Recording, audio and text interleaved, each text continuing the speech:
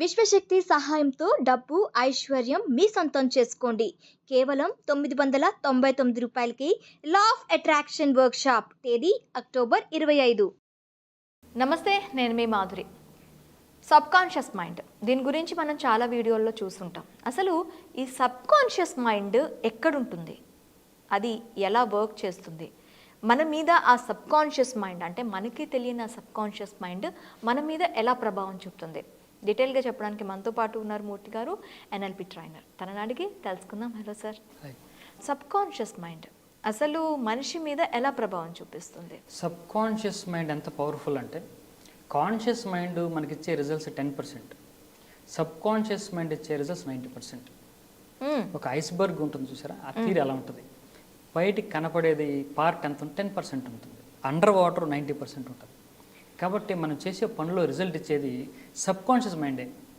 Subconscious మైండ్లో ఉన్నటువంటి beliefs, అక్కడ ఉన్నటువంటి థాట్స్, అక్కడ ఉన్నటువంటి ఫీలింగ్స్, అవి మనకు రిజల్ట్ ఇస్తాయి.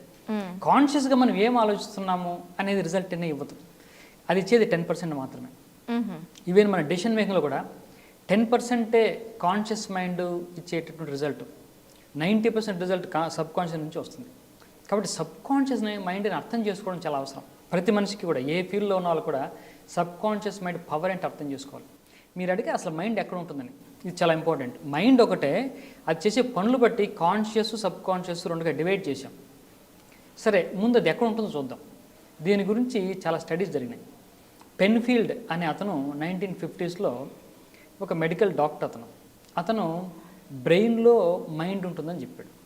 చాలామంది ఇప్పటికీ మనం మైండ్ ఉందా నీకు అంటే ఇదే చూపిస్తాం. మైండ్ అంటే ఇది మైండ్ అని అర్థం. ఇది మెదడునే మనము మైండ్, మనసు అనుకుంటూ ఉంటాం. అంటే మనసు ఆలోచనలు ఇక్కడే ఉంటాయని అనుకుంటూ ఉంటాం. అది ఆయన చెప్పాడు. నోబెల్ ప్రైజ్ విన్నర్ అతను. కరెక్ట్గా 25 years తర్వాత 1975లో హీ ఫెల్ట్ సారీ. ఆయన చెప్పినటువంటి సిద్ధాంతానికి సారీ చెప్పాడు. ఎందుకంటే మైండ్ అనేది బ్రెయిన్లో ఉండదు, మైండ్ ఈజ్ ఎవ్రీవేర్ అని చెప్పాడు. మైండ్ ఈజ్ ఆల్ పర్వేజివ్, సర్వాంతర్య మైండ్ అని చెప్పాడు ఒక సైంటిస్ట్. చాలా ఆశ్చర్యం వేసింది. ఫర్దర్ దానికి డెఫినేషన్ ఎలా ఇచ్చాడంటే, mind is a environment of the body. ఇప్పుడు మీరున్నారు, మీ బాడీ తాలూకా ఎన్వైర్మెంట్, ఫిజికల్ ఎన్వైర్మెంట్ ఏదైతే ఉందో అది మైండ్. మీకున్నటువంటి ఫ్యామిలీ ఎన్వైర్మెంట్ ఏదైతే ఉందో అది ఇంకో మైండ్. మీకున్నటువంటి స్పిరిచువల్ ఎన్వైర్మెంట్ ఏదైతే ఉందో అది మీ మైండ్. మీ ఉన్నటువంటి సోషల్ ఎన్వైర్మెంట్ ఏది ఉందో అది మైండ్. ఇవన్నీ కలిపితే మీ మైండ్. ఈ ఆలోచనలన్నీ కూడా మనకి బ్రెయిన్ ద్వారానే వస్తాయి కదా. బ్రెయిన్ ఓన్లీ దాన్ని ప్రాసెస్ చేస్తుంది తప్పిస్తే అది మైండ్కి సంబంధం లేదు. మీకు అలా అనుకుంటే ప్రతి సెల్లో కూడా మైండ్ ఉంది. బ్రెయిన్లో మైండ్ ఉందని మీరు అనుకుంటున్నారు కదా, బాడీ మొత్తం మైండే ఉంది. సరే, ఇప్పుడు బాడీలో మైండ్ ఉంది అనుకుంటున్నారా, మైండ్లో బాడీ ఉంది అనుకుంటున్నారా? మీరు చెప్పే థియరీ బట్టి మైండ్లో బాడీ ఉందని. అది ట్రూత్, అది ఫ్యాక్ట్. చాలామంది బాడీలో మైండ్ ఉంది అనుకుంటున్నాం. కాదు, మైండ్లోనే బాడీ ఉంది. Mind is bigger than the body. కాబట్టి ముందు ఈ మైండ్ని అర్థం చేసుకోవాలి. ఈ mind exactly each and every సెల్లో మైండ్ ఉంది. మీరు చూస్తారంటే చిన్న ఎక్స్పెరిమెంట్ చేస్తే మీకు అర్థమవుతుంది ఈజీగా. మీ ప్రతి అణువులో మీ మనసు ఉంది. కాబట్టి మీ బాడీ కంటే మనసు చాలా శక్తివంతమైంది. అదొకసారి మీ ఎక్స్పెరిమెంట్ చేయండి, మీకు అర్థమవుతుంది. ఇప్పుడు మీరు మీ చేతి ద్వారా దీన్ని కదపాలి మీరు అనుకోకండి.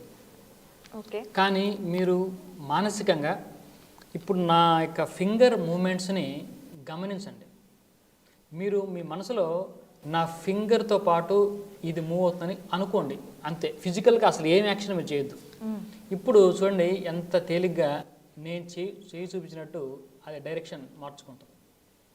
నేను ఇప్పుడు ఫ్రంట్ టు బ్యాక్ చూపిస్తున్న నేలు ఆటోమేటిక్గా కాసేపటికి అది ఫ్రంట్ టు బ్యాక్ తీసుకుంటుంది. ఇప్పుడు డైరెక్షన్ కూడా మారుద్దాం. సర్క్యులర్ అవుతుంది, నేను స్ట్రైట్ చేస్తాను.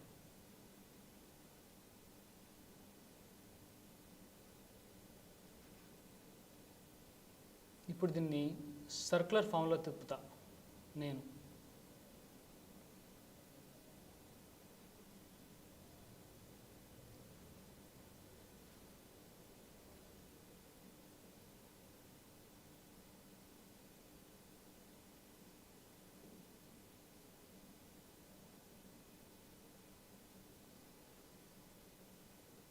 ఇప్పుడు సర్క్యులర్ ఫామ్ తీసుకుంటుంది అది, గమనిస్తున్నారా? ఇప్పుడు మీరు తిప్పారా, తిరిగిందా? అదంటే అదే తిరిగింది. ఇప్పుడు మీరు చేతిని ఫిక్స్డ్గా పెట్టుకున్నారు, స్టేబుల్గా పెట్టుకున్నారు, కానీ మీరు మైండ్ మాత్రం నా వేలు మూమెంట్ చూస్తున్నారు అంతే. ఇప్పుడు దాన్ని తిప్పింది ఎవరు? మీ చేత్తో మీరు తిప్పలేదు, మరి తిప్పింది ఎవరు? ఆ మూమెంట్ తీసుకొచ్చింది ఎవరు? మీ చేతుల్లో మైండ్ ఉందంటున్నా. Each and every cell is a part of your mind.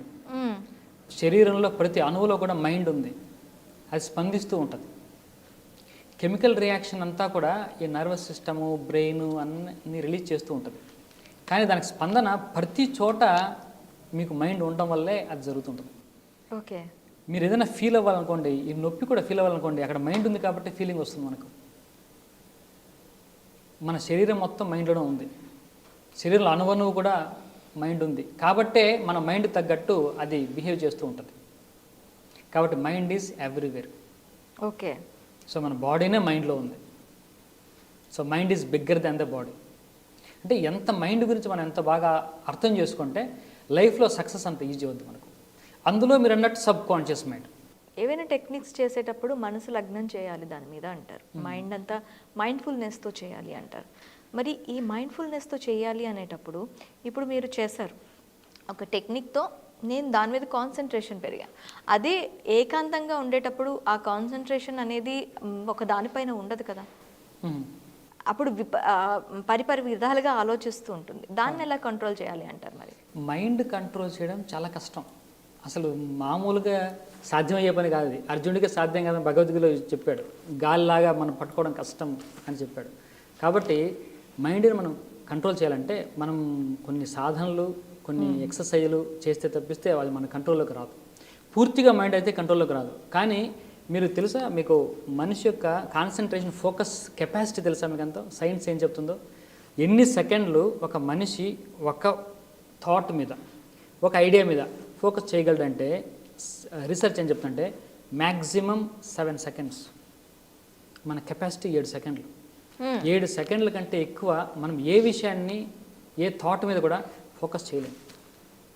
ఇది మన కెపాసిటీ. అబ్రహం హిగ్స్ అనే అతను ఒక థియరీ చెప్పాడు, 17 సెకండ్ ఫార్ములా. మన వాళ్ళందరికీ చాలా మేనిఫెస్టేషన్ గురించి చాలా ఇంట్రెస్ట్. అవును, మేనిఫెస్టేషన్ చేయాలంటే ఏదో గొప్ప ఫార్ములా చెప్పాడు అబ్రహం హిగ్స్. 17 second formula. ఎవరైతే ఒకే ఆలోచన మీద, ఒకే థాట్ మీద 17 సెకండ్స్ వాళ్ళ దృష్టిని నిలపగలుగుతారో that will be manifested faster.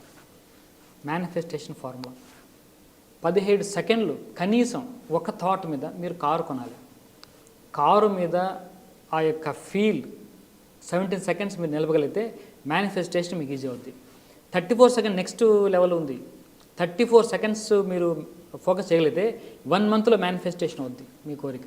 34 seconds ఒక కోరిక మీద మనం లగ్నం చేయటం మీద. ఓకే, సో అంత పవర్ఫుల్, అంత కష్టం. అంత కష్టం కాబట్టి అంత పవర్ఫుల్. ఓకే, కాబట్టి మైండ్ని ఒక అంటే అది ఎవ్రీడే ప్రాసెస్ చేయాలి. 17 మినిట్స్ ఒకసారి చేస్తే కాదు, మొత్తం మంత్ అంతా చేయాల్సి ఉంటుంది. అవును, ఈవెన్ మెడిటేషన్ చేస్తారు చాలామంది. మెడిటేషన్ గంట కూర్చుంటారు. ఈ గంట సేపు వాళ్ళు ఏదో ఒక ఫోకస్ మీద ఉంటారని నేను అనుకోవడం లేదు. కనీసం 17 సెకండ్స్ చేస్తే ఒక సైకిల్ అవుద్ది. ఇలాంటి సైకిల్స్ మల్టిపుల్ చేయడానికి ట్రై చేయండి అంతే. గంట సేపు కూర్చున్నట్టు గంట సేపు 60 నిమిషాలు ఒక సమాధి స్థితిలోకి వెళ్ళిపోతున్నారు అని అంత సులభమైన విషయమే కాదు. మానవ మాతలకు అది సాధ్యం కాదు. కనీసం 17 సెకండ్స్ టార్గెట్ పెట్టుకుంటే వీ కెన్ అచీవ్. అటువంటి 17 సెకండ్స్ మళ్ళీ చెదిరిపోద్ది మైండ్. మళ్ళీ ఎక్కడి నుంచి మళ్ళీ తీసుకురావాలి, తీసుకొచ్చి మళ్ళీ అక్కడ పెడతాం. ఇంకో 17 సెకండ్స్. ఇలా నంబర్ ఆఫ్ 17 సెకండ్స్ సైకిల్స్ మనం పెంచుకోవాలి కనీసం. అది మేనిఫెస్టేషన్ ఈజీగా అవుతుంది. సో మైండ్ఫుల్నెస్తో ఉండాలి అంటారు. మైండ్ఫుల్నెస్లో ఉండడానికి ప్రయత్నం చేయాలి. ఉండాలి అంటే అయ్యేది కాదు. మైండ్ఫుల్నెస్తో ఉండగలగాలి, ఉండేలా ప్రయత్నం చేయాలి. కాబట్టి 7 సెకండ్స్ మన నేచురల్ కెపాసిటీ, దాన్ని పెంచుకోవడానికి ప్రయత్నం చేయాలి. ఓకే, ఈయన చాలా టిప్స్ ఉన్నాయి. మీరు మీ వేలిని ఇలా ఉంచుకొని ఎంతసేపు చూడగలిగితే అంతసేపు చూడండి. ఈ ఎక్సర్సైజ్, స్మాల్ ఎక్సర్సైజ్, ఇది మీ ఫోకస్ పెంచడానికి బాగా పనిచేస్తుంది. రెండవది, ఒక కొవ్వొత్తి వెలిగించండి. ఆ కొవ్వొత్తిని చూస్తూ ఉండండి, మీ ఫోకస్ని పెంచుతుంది. ఏమి చూడకుండా, కళ్ళు ఆర్పకుండా ఎంతసేపు ఉండగలరో చూడండి. కళ్ళు ఆర్పకుండా మీ ఫోకస్ని పెంచుతుంది. కంటికి మనసుకు చాలా సంబంధం ఉంది. చెవులు నోరు కంటే కళ్ళు ఎక్కువ డిస్ట్రాక్ట్ చేస్తాయి. అప్పుడు మనం ఎప్పుడైతే కంటికి పని చెప్పకుండా స్టేబుల్గా అలా ఉంచేసామో మైండ్ ఆగిపోద్ది అక్కడ. మైండ్కు ఉన్నటువంటి ప్రధానమైనటువంటి దాన్ని ఏమన్నా టూలు కళ్ళు. వాటిని బంద్ చేస్తే మైండ్ ఆటోమేటిక్గా ఆగిపోద్ది. చూస్తూ ఉన్న బంద్ చేయొచ్చు, లేదంటే క్లోజ్ చేసినా బంద్ చేయొచ్చు. క్లోజ్ చేస్తే ఇంకో ప్రమాదం, ఇది ఇంకా అది యాక్టివేట్ అయిపోతుంది, అది బాగా స్పీడ్ అయిపోద్ది. కాబట్టి ఓపెన్ చేసి అలా చూస్తూ ఉంటే మైండ్ ఈజీగా స్టాప్ అవుద్ది. Simple technique. మంచి టెక్నిక్స్ చెప్పారు అండ్ మంచి ఎక్స్పెరిమెంట్ చూపించారు. Thank you sir, thank you very much.